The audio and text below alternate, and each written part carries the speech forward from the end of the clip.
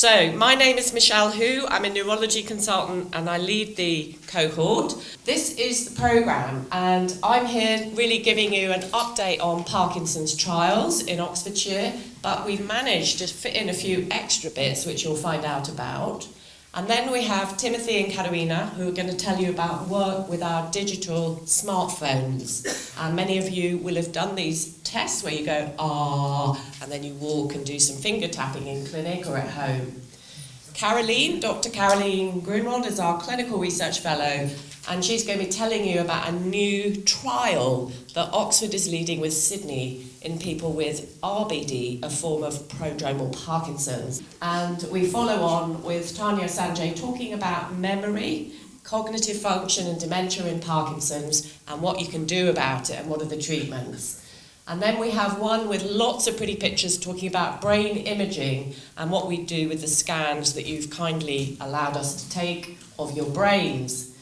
And then we change tack and we have a talk on exercise therapy in Parkinson's and RBD led by Jamil and our physio Helen Knott, who works for the PDPS service. And then in the afternoon we get a little bit more technical, but we've kept it very lay friendly. So we have an update on brain donation from Parkinson's UK Brain Bank and what we're doing with the samples you kindly donate. We have Kailina talking on cell function and what we do with your skin biopsies if you've ever had any for research and how we understand where Parkinson's goes wrong at a cellular level from that. And then we have a brilliant video and talk by Dr. Ludo van Hillen-Gonsberg, who is our second clinical research fellow here today, talking about the blood signature we can see in Parkinson's.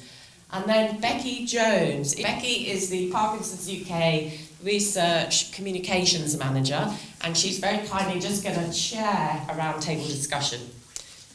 So I'm really delighted that our cohort has grown and been funded over 16 years. And in the audience we have Professor Richard Wade-Martin, stand up, my co-lead and person who has generated the funding as a basic scientist and has helped me to set up the cohort and the themes that you see here. We, in 2020, were asked to apply for another 5-year funding, which was no longer as a unified centre, as in Oxford Parkinson's Disease Centre, but to focus on the cohort, which is really for you. And the 5-year funding, the aims were to establish the discovery cohort as the best worldwide, one of the best, for biomarkers in Parkinson's, to evaluate whether we can use telemedicine approaches. So remember the timing of this, we started just after the COVID pandemic and we wanted to evaluate whether video and telephone remote could give us the same amount of information as the in-person clinic. Plus people were increasingly finding it more of a faff to get to the clinic as their Parkinson's and they got a bit older. So we heard you and we transitioned. And then we're also looking at these remote technologies that we use, and you'll hear more about that.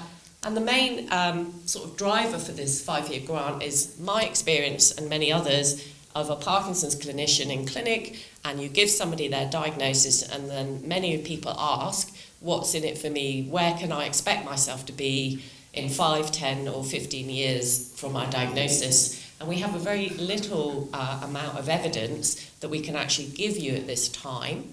And this whole cohort is following people up to 16 to 18 years after their Parkinson is diagnosed so that we can actually give you some very simple guidelines or outlines if you want to know so that you and your family can prepare, but also so you can do the most you can to live your life proactively with your Parkinson's.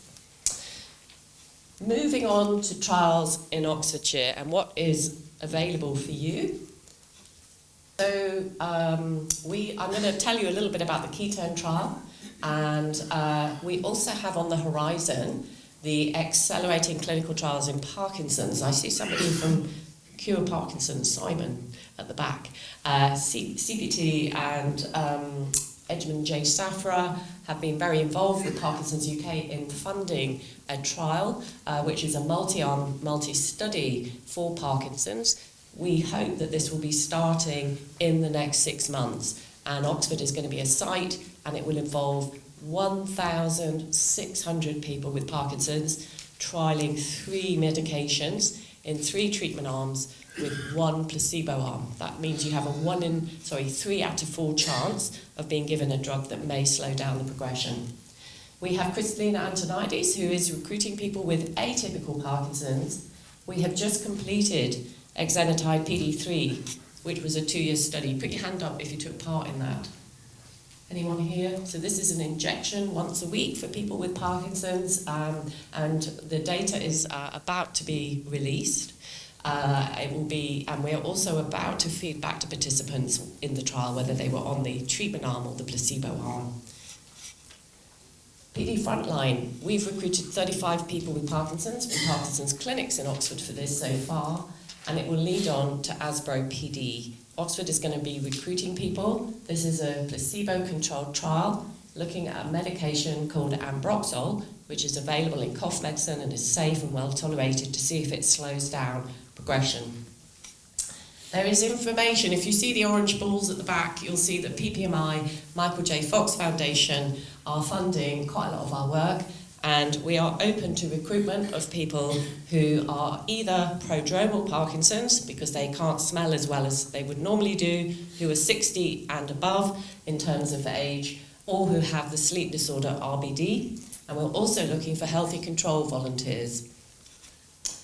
The Chief PD study, I believe, is ongoing or may just have closed to recruitment, and this is a trialling of medication called donepezil to see if it reduces falls risk in people with Parkinson's. Padova, this is an intravenous trial of an antibody to alpha-synuclein, and this is a phase 2 trial which will be nearing completion shortly. Oxford is recruited to that, and we have a go-no-go decision, because based on that, we will then know if this same drug, which is called prasinezumab, trialled in Padova, may be used to trial and prevent dementia in people at high risk of getting it in future. And then lastly, you're going to be hearing a little bit more about the Syntara trial, which is the collaboration between Sydney and Oxford University. So these 2 things are going to be focused on shortly. What I'm just going to do is give you a little brief introduction to what we've done with the ketone ester. So has anybody here taken part in the ketone ester study, the delta G? Yes, there's somebody there. Oh yeah, you're here. Lovely to see you. So what we have done is publish this study of 14 people with Parkinson's, and they have to be able to cycle in a gym, supervised by a physio, and that was Professor Helen Dawes. And what we were looking at with blood tests was if a single drink improved your exercise ability an hour later. So people were tested doing the same exercise program with and without delta ketone. And what you can see here is that in the yellow are people who had the ketone ester, and in the blue, the same person tested without the ketone. And you can see that some individuals had a massive improvement in their ability to do endurance exercise. And in this case, it was cycling against a high resistance and having to maintain 80 cycles a minute, which is quite a high rate. So it was a significant improvement. And if you looked at them as a group level, there was an average of 30% improvement. And this is very important when we start to think about exercise, which you'll be hearing later about. How does a delta ketone or delta G work? Basically, this is the most natural, the most closest source of beta-D hydroxybutyrate, which is the most natural energy source of ATP for all cells. We know that if you drink this, it hits the brain in 10 or 15 minutes later.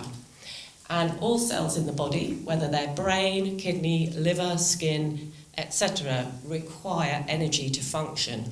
That energy is really important for the cell to maintain its own health, recycle rubbish, get rid of toxins, and maintain gradients between the cell and the surrounding area. And delta ketone, we think, is really important. And we know that people with Parkinson's have an energy deficit. So we started this study pre-COVID, so long ago, I think it was about 2019, and we managed to recruit 13 people with Parkinson's. And what we were doing here was asking the question, if we give you, somebody with Parkinson's, a dose of delta ketone, does your Parkinson's improve an hour later? And we're measuring here with something called the MDS-UPDRS-3. So this is an accepted clinical rating scale of things like your tremor, your stiffness, your manual dexterity, and your balance. And so what we actually found from the 13 patients studied so far is that if you look on the left here, we have in blue how they were doing off medication that morning without the drink, and we see in red the improvement. So that is representing about an 8-point improvement an hour after having the drink. But of course everyone will say, oh, it's just the placebo effect, because you're thinking you're going to test something, it's going to work, you keyed up and you get better anyway, temporarily. This one is the same patients, the other patients given the placebo, and you see what we call a placebo effect. So if you're given the dummy drug, you actually perform better in a similar magnitude an hour later. Okay, so this is a placebo-controlled trial, and we've been able to show for the first time what is the range of placebo benefit that Parkies get. However, people who were randomised to the drink had to take it 4 times a day over the next 4 weeks. The people randomised to placebo did the same. There was no way to tell the difference because they both tasted revolting. Really bitter. But the interesting thing here is that at 4 weeks, the people who were randomised to the ketone drink have a greater improvement now than in the first dose. And the people who've been on placebo have less placebo response, probably because they've noticed over time that over the 4 weeks, this drink does nothing for them. So this is really interesting data. This is preliminary, but on this basis, I've managed to persuade Sasha, who is our research nurse manager, that we need to recruit more patients. So we're asking if anyone's interested and they have Parkinson's and they can be taking their normal medication. If you're willing to get more information on the ketone trial, please sign up. So how can you sign up to research? At the reception desk, and you're going to hear about a lot of different studies today, what you may or may not be eligible. By signing up, it means we can contact you, we have your consent, and we can give you more information. It doesn't commit you to doing anything, right? It just allows us to contact. The other thing you can do is, if you Google NIHR, be part of research, and you put in your diagnosis, you can find out more in your region. But we can give you more stuff that's hot off the press in development. Lastly, I am the medical director for Parkinson's care in Oxford at the JR. As part of that, we are now doing a survey because we don't think that we are resourced sufficiently, both in terms of Parkinson's consultants and PD nurses, and we are struggling. We've had a 70% increase in referrals over the last 10 years, and we've not had an increase in the number of consultants or Parkinson nurses. So, what we'd like to do is survey your own experience. And if you're able to help us, either by filling in this form online or just doing a hard copy today, please contact Sally Bromley or Jonathan Bromley, and throughout the day they can give you the forms. Because what we want to know is very simple metrics. How long has it taken you from when you first saw your GP to being seen by a Parkinson's specialist? We currently think the delay in this is about a year, and NICE guidelines are saying people should ideally be seen within 6 to 12 weeks. If you had a delay, what was the impact on you and your family? NICE guidelines also recommend people with Parkinson's should be seen roughly every 6 to 12 months by a specialist. That could be a nurse or a consultant to manage you, to check the diagnosis is right, to assess your response to medication and optimise how you function. And if that hasn't been the case for you, we need to know. If it has been, brilliant, please let us know too. So we like nice stories, but we also need a bit of things that are personal histories that you can, from your own experience, write down, and then we can use them to persuade for the case for more people, more support. So this is really very much, it's a collaboration between people with Parkinson's, their families, and research. It's a collaboration with Parkinson's UK, with our other funders. and ultimately just to dedicate this really to the patients in the cohort, which really leads and drives everything we do. So thank you very much. That's the welcome.